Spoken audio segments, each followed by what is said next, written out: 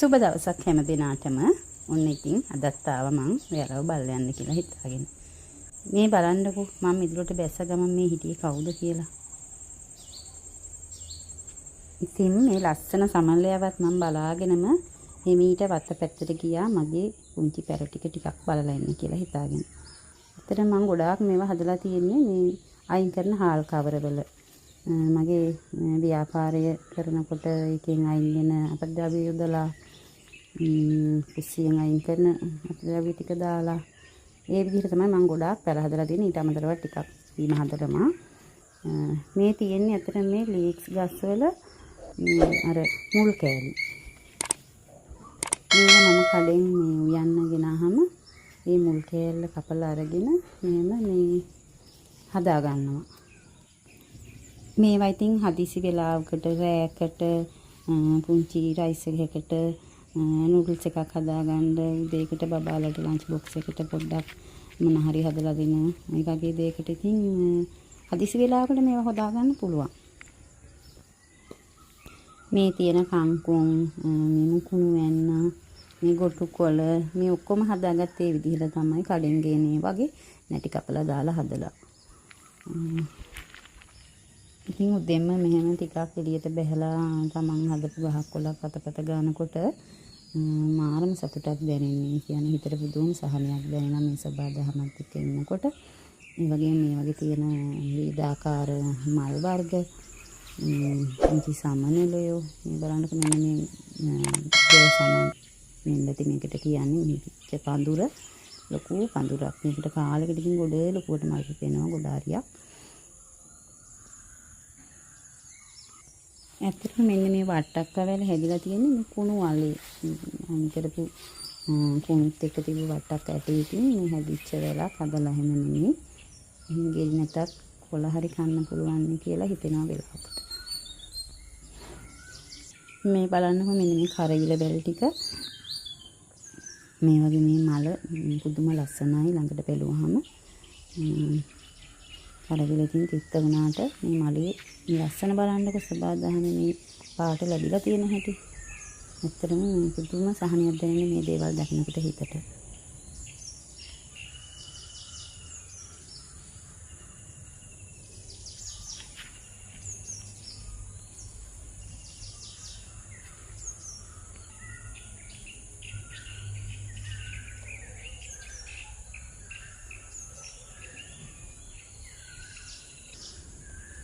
ඔයාලා දැන් මේ දකින්නේ මේ බෝංචි වැලක්. වැල් බෝංචි වැලක්.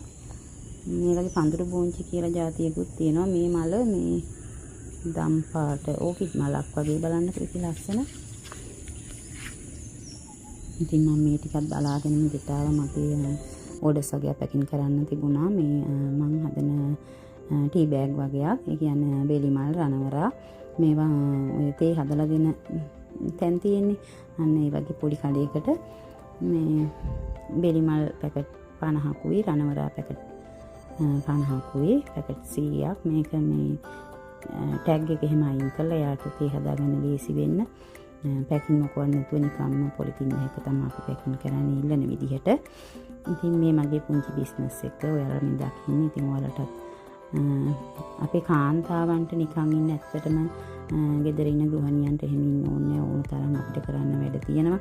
Tamanට මුදලක් හොයාගන්න දරුවන් වෙනුවෙන් අධ්‍යාපන වෙනුවෙන් දයක් යොදව ගන්න මහත්යට සහනයක් වෙන්න ඒ ආර්ථිකයට අත්වැලක් වෙන්න. ඉතින් ගොඩාක් දේවල් අපිට කරන්න පුළුවන්. මගේ ව්‍යාපාරය කරන හැටි ඇත්තටම වල දැනගන්න අවශ්‍ය නම් මට කතා කරන්න මැසේජ් එකක් දාන්න පුළුවන්. ඔයාලා මේ දකින්නේ මගේ තව නිෂ්පාදනයක්. මන්නකා පෙති බෙදලා චිප්ස් එක හදලා මේක අපි සුපර් මාකට් උත් දානවා. පොඩි කඩවලට දානවා. දැන් මේ හදන්නේ පොඩි කඩවලට රුපියල් 50ට වගේ පැකට් තියෙන්නේ. අන්න ඒ විදිහට සුපර් මාකට් දාන පැකින් එක මීට වැඩිය ගොඩක් වෙනස්. ඒක ගොඩක් ක්වොලිටි. ඉතින් ඉල්ලන විදිහට ඉල්ලන තැනට අනුව මේ දේවල් සිද්ධ වෙන්නේ. ඉතින් බලන්නකෝ යාලා මම මේ ටික හදාගත්ත හැටි. මේ ටිකත් මම මෙහෙම හදාගෙන මේ ටික ඔක්කොම ගිහිල්ලා ඒ අවශ්‍ය තැන් වලට බාර දුන්නා. ඉතින් ඇත්තටම අපිට මේ විදිහට මාසයක් වැඩ කරනකොට සෑහෙන මුදලකට අපිට ආදායමකට එන්න පුළුවන්. ඉතින් අපි ගෘහණියෝ විදිහට හැම දෙයකම නෑනි බෑනි අමාරුයිනේ කොහොමද කරන්නේ කියලා කියා ඉන්නේ නැතුව කොතනින් හරි පටන් ගන්න පුළුවන් නම් ඒක තමයි මේ කාලේ හැටියට වටින්නේ. අද කාලේ හැටියට මුදල් කියන එක කොච්චර තිබුණත් මදි වගේනේ. ඉතින් ඒ නිසා මොනවාම හරි දෙයකට යොමු වෙන එක තමයි හොඳ. දැන් මේ ඔයාලා දකින්නේ මගේ තව නිෂ්පාදනයක්. ඒ කියන්නේ කහ කුඩු හදන හැටි. මේ පාර මං කහ මේ ගෙනාවේ මෙතන දැන් ගොඩක් අඩු වෙලා තියෙන්නේ. කහ කිලෝ 150ක් ගෙනාවා මම. මේ ගෙනල්ලා මේවා තෝරලා සෝදලා ස්ටීම් කරලා මේ විදිහට ඩිහයිඩ්‍රේට් ඒ කියන්නේ විචලනය කරන මැෂින් එකකින් වේලලා තමයි මේවා පවුඩර් කරගන්නේ. ඒ කරලා පිරිසිදු 100%ක් පිරිසිදුම කහ තමයි අපි නිෂ්පාදනය කරන්නේ. ඉතින් මේ පාර මේ කහ ටික මං සල්ලි දීලා ගෙනාවට ඇත්තටම මට ටිකක් ලොකු ගාණක් ගියා. මේ පාර මං ආයේ ගේන්නේ නැහැ කියලා හිතාගත්තා. මම මේ වත්ත තියෙනවා මට ඒ නිසා මහත්තයට කියලා සුද්ධ කරගෙන මේ පාර කහ ටිකක් වගා කරගෙන තමයි හදන්නේ.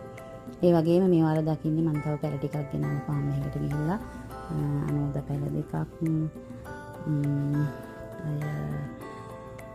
පැණි වරකා පැලයක් රතු පේර කියලා පැල දෙකක් ඇත්තටම හරිම ආසයි මේවා දකින්නකොට. මේ තියෙන්නේ ඇපල් පේර පැල දෙකක්, මේ කජු පැල දෙකක්, ඊට පස්සේ මාළු මිරිස්ුවේ බටු පැල පොඩ් දෙකක් ගත්තා. ඒත් එක්කම මම ආයේ ගෙනාව මෙන්න මේ චූටි මල් පැල 4.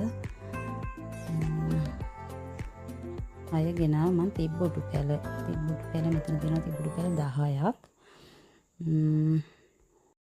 ඇත්තටම මම මේ ටික මම පෙන්නුවේ ඇත්තටම මගේ මේ ව්‍යාපාරේ පෙන්වන්න කියලා එහෙම එකට නෙමෙයි. ඕනම කෙනෙකුට දැන් අදහසක් ගන්න පුළුවන්, කරන්න පුළුවන් මොනවද, තමන්ට තියෙන්නේ මොනවද, පහසුකම් මොනවද තියෙන්නේ, අන්න ඒ වගේ දෙයක් හිතන්නත් එක තමයි මම මෙහෙම පෙන්නුවේ. දැන් තිබ්බොටු පැල උනත් පැල 50ක් විතර අපි හදාගත්තොත් අපිට ඕනම එළවලු කඩයකට කිලෝ 1 කිලෝ 1 උනත් දෙන්න පුළුවන් නේ ගෙදර ඉන්න අපේ ගෘහණියකට. අන්න ඒ වගේ හිතාගෙන තමයි මම ඇත්තට මේ පැල 5 වගේ ගෙනල්ලා මේක එකතු කරගෙන දැන් පැල 20ක් විතර මම ළඟ තියෙනවා. දැන් මේ ටිකත් මම කොහොමරි ආයේ හදනවා.